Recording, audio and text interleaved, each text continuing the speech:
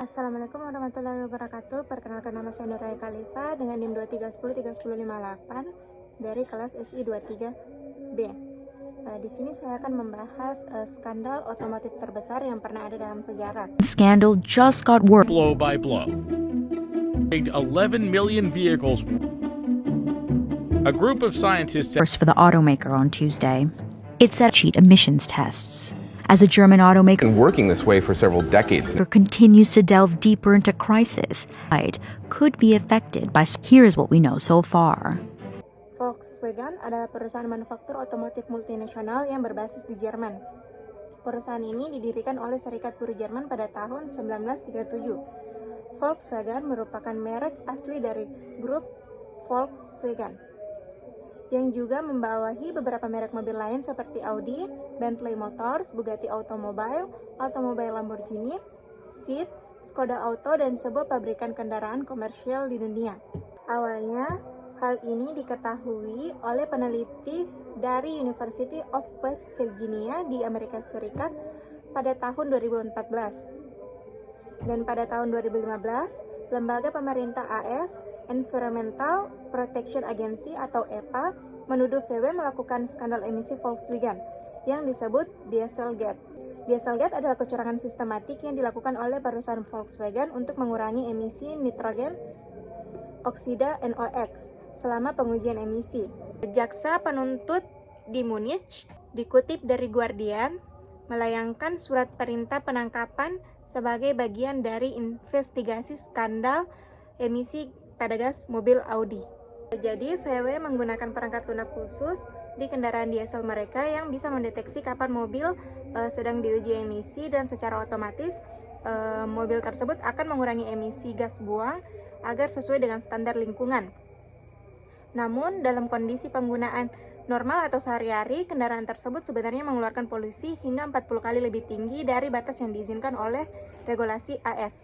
VW bertindak curang dengan memasangkan perangkat lunak defect device agar dapat memberikan keterangan informasi palsu bahwasanya kendaraan diesel mereka yang dikeluarkan oleh VW sangat ramah lingkungan, di mana VW mengklaim bahwa mesin diesel mereka dapat mengurangi polusi udara. Dampak dari skandal ini, yang pertama itu denda dan ganti rugi. VW harus membayar lebih dari 30 miliar dolar dalam bentuk denda, kompensasi, dan biaya perbaikan. Merek VW kehilangan kepercayaan pelanggan dan nilai sahamnya yang anjlok. Yang ketiga, tindakan hukum. Beberapa eksekutif VW dipenjara atau diadili karena skandal ini. Yang keempat, akibat skandal ini terjadi perubahan regulasi. Pemerintah di berbagai negara memperketat regulasi terhadap kendaraan diesel dan emisi worldwide to cheat on emissions tests.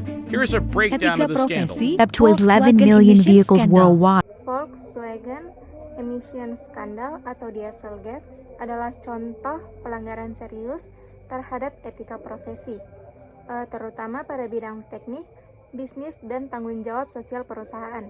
Jika dilihat dari perspektif etika profesi, ada beberapa aspek yang menjadi perhatian. Yang pertama itu pelanggaran integritas dan kejujuran. Dalam etika profesi, integritas dan kejujuran adalah prinsip fundamental.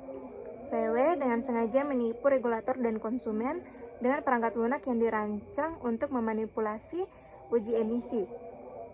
Masalah etisnya, perusahaan menampilkan produknya seolah-olah produk mereka itu ramah lingkungan, padahal dalam penggunaan normal emisi gas buangnya jauh lebih tinggi dari standar yang diizinkan. Yang kedua, pelanggaran tanggung jawab sosial. VW tidak hanya merugikan konsumen, tetapi juga merugikan masyarakat luas karena emisi nitrogen oksidanya NOx yang lebih tinggi dapat menyebabkan polusi udara dan berdampak buruk pada kesehatan manusia. Masalah etisnya, perusahaan lebih memilih keuntungan finansial mereka daripada tanggung jawab sosial untuk mengurangi dampak lingkungan. Yang ketiga, budaya perusahaan yang tidak etis. Skandal ini bukan hanya kesalahan individu, tetapi juga mencerminkan budaya perusahaan yang menekankan karyawan untuk mencapai target dengan cara apapun, termasuk dengan melanggar aturan. Masalah etisnya, VW memiliki target emisi yang sulit dicapai sehingga insinyur dan eksekutif akhirnya memilih jalan pintas secara ilegal. Yang keempat, pelanggaran terhadap etika profesi, teknik, dan regulasi. Dalam bidang teknik, ada standar dan kode etik yang harus dipatuhi, seperti kode etik insinyur yang mewajibkan profesional untuk memastikan keselamatan, transparansi, dan kepatuhan hukum. Masalah etisnya, insinyur VW terlibat dalam merancang perangkat lunak curang yang bertentangan dengan prinsip kejujuran dan profesi teknik. Adapun dampaknya, banyak karyawan kehilangan pekerjaan dan beberapa eksekutif menghadapi tuntutan hukum. Meningkatnya regulasi ketat terhadap industri otomotif dan kendaraan diesel di berbagai negara.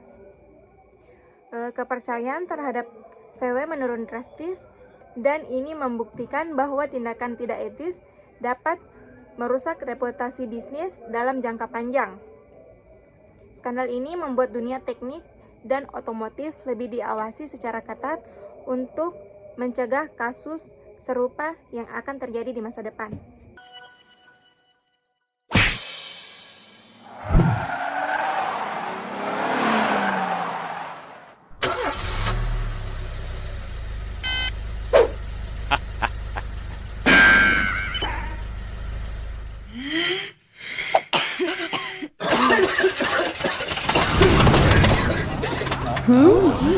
What's up with that?